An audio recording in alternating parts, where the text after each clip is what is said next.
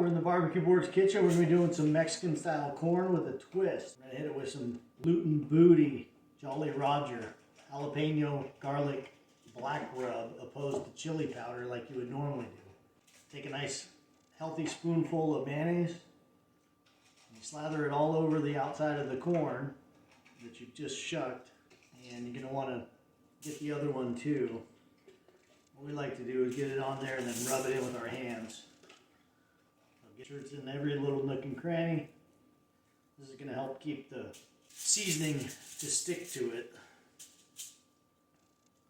You can see we got our 31 inch by 12 inch board out for this operation. It's our perfect size board for pretty much everything. Available on the website www.barbecueboards.store.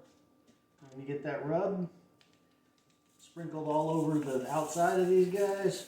This has already got its salt in there, it's got the pepper in there, it's going to have a great flavor.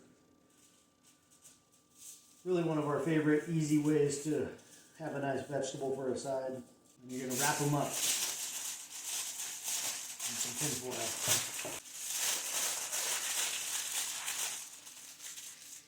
There you go.